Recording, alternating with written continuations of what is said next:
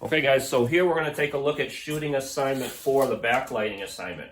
Okay, remember we're going to photograph our backlit subject 3 ways. Brendan is our subject today, and the first thing we're going to do is we're going to meter for the shadow area of the subject, get the correct exposure there, okay, and that's going to cause the background to wash out. I mean, even you guys can see from the video camera angle, right? Right there is kind of how the background's going to look when I meter correctly for him. But look how nice you can see him now. Before, when the video camera is metering for the bright background, we become a silhouette, okay? Sometimes we want that if we want to intentionally create a silhouette. Most times we don't. So we're going to meter for the shadow area of the subject. Of course, I'm starting out at 400 ISO, but we're going to find that I probably have to boost that up to get the correct exposure right here in the shadow area. So let's try to get a correct exposure here. Okay, and the first thing I'm going to do is I'm going to slow down my shutter speed. Again, guys, I want to be on spot metering, by the way, so I can have very good, precise control. I'm slowing it down to 1/60th of a second. Now keep in mind, I'm using my Nikon D500. It's a crop sensor camera like most of your cameras, so my normal focal length is 35 millimeters, so I'm going to shoot at 35 millimeters. Okay, and shooting at 35 millimeters handheld, I probably want to be at 1/60th of a second or faster. Okay, now I could use my image stabilization to shoot a little slower, but I'm not going to. I'm going to follow the golden rule. Shutter speed must be equal to or greater than the focal length of my lens. All right, let's get the exposure. We're still way underexposed on 1/60th of a second. Okay, I'm opened up all the way to f4, still way underexposed. So now I got to boost up my ISO. I started at 400. I think I'm going to go to at least 1600 right here. Okay, and I'm still slightly underexposed. So now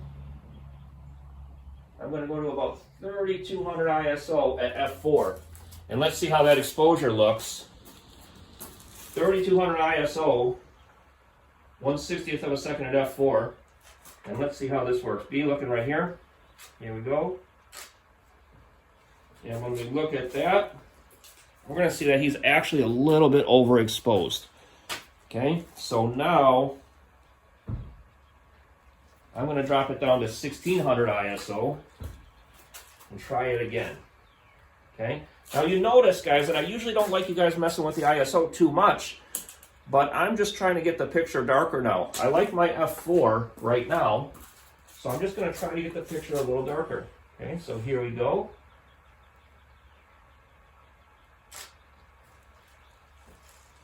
There, that looks pretty good. Okay, we'll check the histogram when we bring it into edit. Okay, but 1/60th of a second at f4 at 1600 ISO. Okay, so let's be careful with adjusting ISO too much. You know, the other thing I could have done, I could have stayed at 3200 ISO but just closed down the aperture 1 full stop, or sped up the shutter speed 1 full stop, and I would have just got the same exposure. But I always want to shoot at the lowest ISO I can to get my shot that I want. Okay? So now, when I go to create the silhouette, I'm basically going to meter for the bright background. I like to meter off of grass, and it doesn't matter if the grass is nice and summery green, or if the grass is, you know, brown in the fall or winter. Okay? That's a nice mid-tone subject to meter off of, almost like our 18% reflective gray.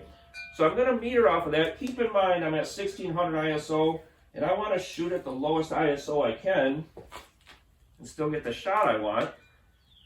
So I'm going to go to 400 ISO. Everybody knows I like 400 ISO. I'm going to go to 400 ISO, and at 1/125th of a second, my meter's coming in about f13. Okay. I might even kick it up to 1/200th of a second, which should be the shutter sync speed for most of you guys. And so 1/200th of a second at f10 is what my exposure is looking like at 400 ISO. Okay, Brendan, looking right here, please.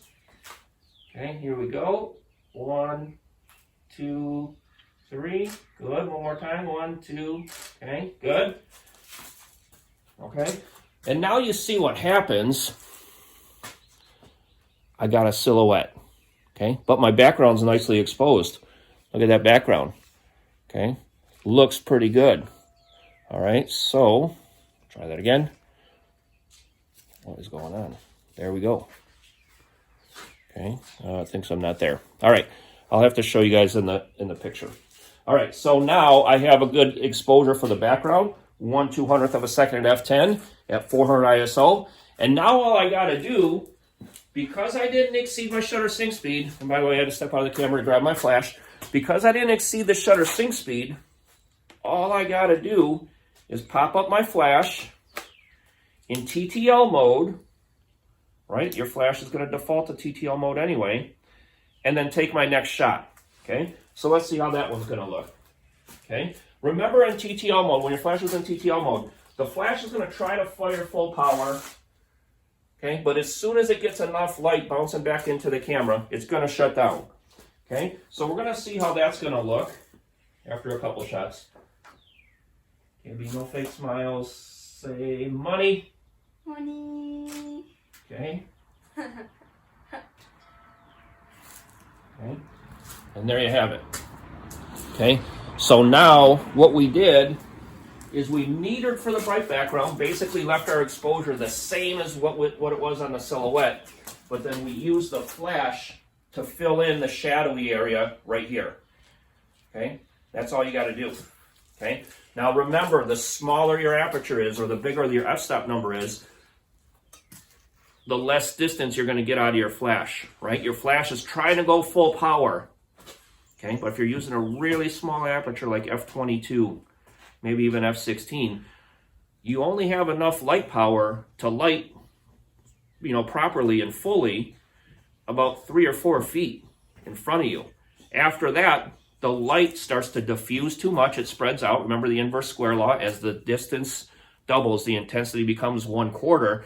As that light continues to travel a further distance, it's less and less intense. And so you're not going to be able to light your subject bright enough as the distance increases. So if you use a really small aperture, if it gets really sunny out on you, you might have to change the way you're doing this. Okay, you might have to get closer to your subject, basically. Okay, but I think we're pretty good right now, and we're just going to end it right here. Okay, so remember, proper exposure, metering the shadow area of the subject. Okay, when you want to create a silhouette, you meter for the bright background, but focus on the subject to keep the lines crisp around the subject, to keep the lines sharp. If you focus on the background, even though you metered back there, you don't have to focus back there. You can still focus up here. Okay, and keep the exposure correct for the background, but focus on the subject to keep the lines sharp around the subject. Finally, you're going to keep that same exposure for the background as long as you don't exceed your shutter sync speed when you make the silhouette. Okay, I didn't exceed the shutter sync speed. Okay, I shot it at 1/200th of a second at f10 because I knew on my next shot I was going to have to use my flash. Okay, now I'm using a big, bright, powerful flash, the SB5000. Okay, Nikon SB5000, but it doesn't matter because I was close enough that a pop-up flash shooting at f10, 1/200th of a second at f10 would have been just as effective. Okay, so don't worry about the fact that I'm using a different flash than you are. Now, I could have been much further away with this flash. I could have pointed it right at them. Right, if I point it right at them, it blasts them even more. Okay, if I take off the diffusion dome, it blasts them even more. Okay, now a little diffusion dome makes the picture look a little bit nicer, right? It softens the flash because it spreads it out nice and even instead of shoots a laser beam right at them. Okay, but either way, guys, you have enough flash power as long as, and don't exceed your shutter sync speed on your silhouette. Okay, and then just pop up the flash and take the third shot where we're filling in that shadow area, where we're filling in that silhouette with light from the flash. By the way, guys, this whole time I was shooting on daylight white balance. Okay, just the regular sun icon, 5200 degrees Kelvin white balance. Okay, all right, guys, so there's the tutorial for backlighting. Okay, check out the final pictures at the end of the video.